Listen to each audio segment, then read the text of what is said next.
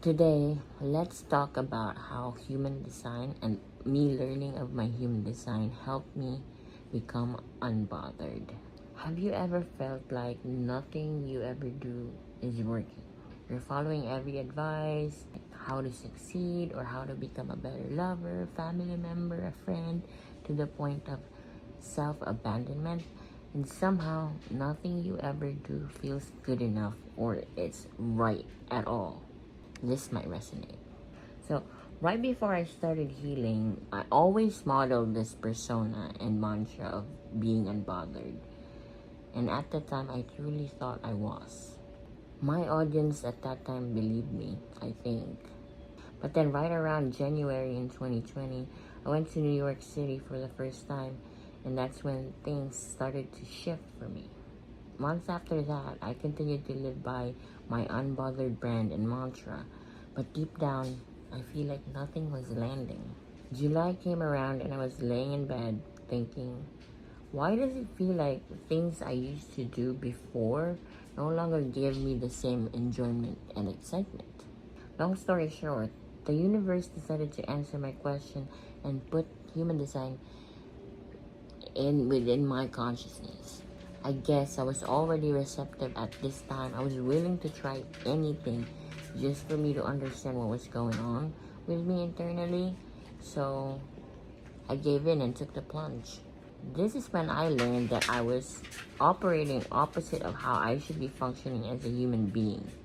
For example, I used to give advice all the time. Well-meaning advice that is helpful but in the end unsolicited. I always wondered, why are people mad at me even though I gave them super helpful advice and I framed it in the most loving and respectful way?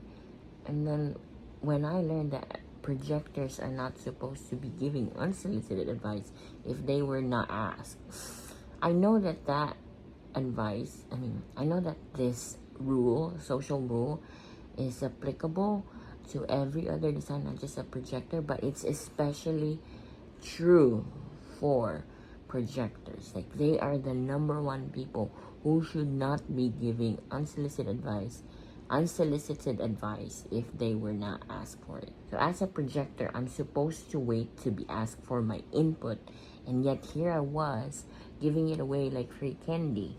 So when I realized that my entire life has always been this way, that's when it clicked for me. Like, everything I've ever done was opposite of being a projector. I was trying to live as a generator because I thought that we're all people. We're probably all the same. So why is it what works for this person doesn't work for me? Naivete. I started to feel a little sad, and not because I was feeling bad for little old me, but more so I was worried that if I had to wait for people to invite me to say or do stuff, then I can't say or do anything at all. And if I am not able to say anything, how am I gonna make it as an author and a content creator? I have a lot of interesting things to say. Ego, clock it. As you can see, this statement speaks to my insecurity of being unheard and unseen. And then I realized, you know what? If I was meant to be an author and a content creator, I will become one either way, anyway. So fuck it. Let me take a step back from everyone and focus on living according to my design. This was the beginning of me becoming unbothered, of not being seen, heard, sought after for help or advice. It helped me heal my savior complex, and I stopped trying to apply techniques to engineer my success, because most of the methods out there weren't designed for me anyway. It was not designed for me to thrive. It was designed for a different profile that makes up majority of the world, and a projector is only 20% of that. And by that logic alone, how can you expect a technique that was designed for 80% of the population to yield the same results for only 20% that most people haven't probably even considered to exist? And they probably didn't even know that they were part of the 20%. So part of being a projector is learning systems, recognizing patterns, seeing patterns that other people are not able to see right away because they have different priorities and focus. But projectors are especially good at seeing angles that people don't even consider before, because then this helps them craft a technique or tailor a framework or formula for this person to direct their energy into something worthwhile. So let's just say, for example, my friend came to me and said that they have been doing real estate for such a long time, but somehow like nothing has ever come of it. And then they told me that one of the things that really gave them life is doing content, talking about things that they were passionate about. And at the same time, they couldn't let go of real estate because they really liked it and they can see the potential of it. So for you, somebody who's listening right now, living in a world where content creation is practically normal, that you would be so freaking weird that you're not creating content at all. And then to me, I just said that, have you considered creating content about real estate? Not just the houses that you're showing off. That's part of it. That's a given.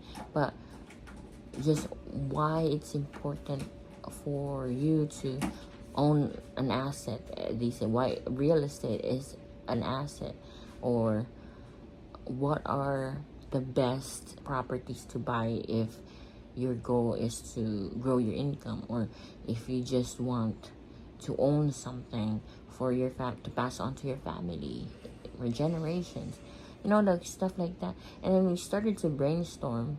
That direction that I've given them, or suggestion that I've given them, brought spark in their eyes. Suddenly it made them feel alive, and then they started to implement that, and it worked so well that they started not only gaining followers, but she's so happy that she gets to do what she likes. And not only is she getting sponsorships, people are trusting her as the number one person to go to do transactions with in real estate. Let's continue to my thing. Here we go with the tangent. So let's continue. So how do I expect frameworks made for 80% of the population to work for somebody who belongs in the 20%?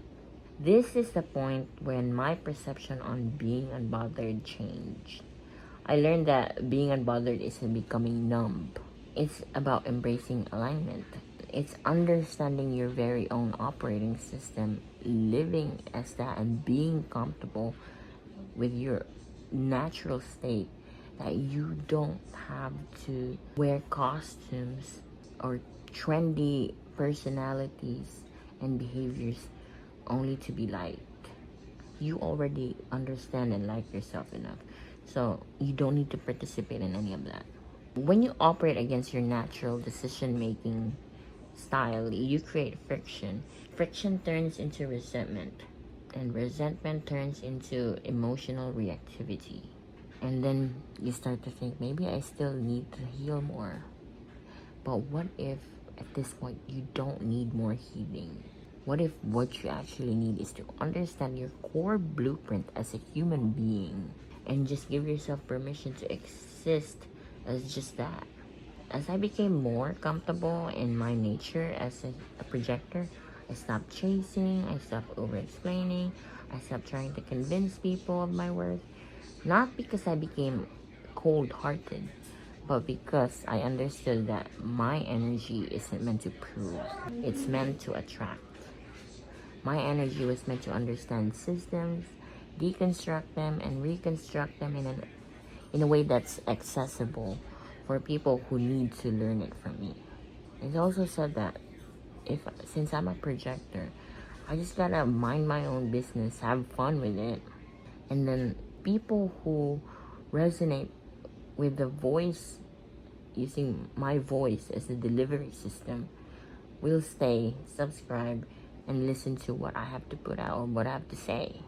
So when I started waiting for invitations and only said yes to what aligned with me, life just got easier.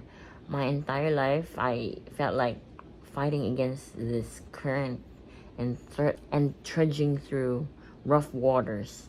But honoring the design I was born with, I felt a sense of relief. Like I wasn't being held back by invisible forces anymore. I could move forward. I stopped craving connection and attention from people that required me to violate and abandon myself. I no longer followed formulas for success that was never designed for me to thrive, and I simply trusted my own findings. So, it doesn't matter to me how many trials and errors I have to go through. I need to understand the system, test it out on myself, understand the findings, and then relate it to the world. Like, okay, so my thing is, I come across a system. I need to understand it, test it on myself. And if it doesn't work, I tweak it. I deconstruct it. I take out the good parts that are applicable to today's social climate and for a specific type of person or a specific group of people would I think would find it beneficial, and then I reconstruct it I fuse it with my own findings plus its foundational strengths, and then reconstruct it into a completely different system that's not only accessible and easy to follow, but it's not intimidating, and it could probably be much more enjoyable for someone, especially once they realize, oh, it's this easy to achieve a win by doing this.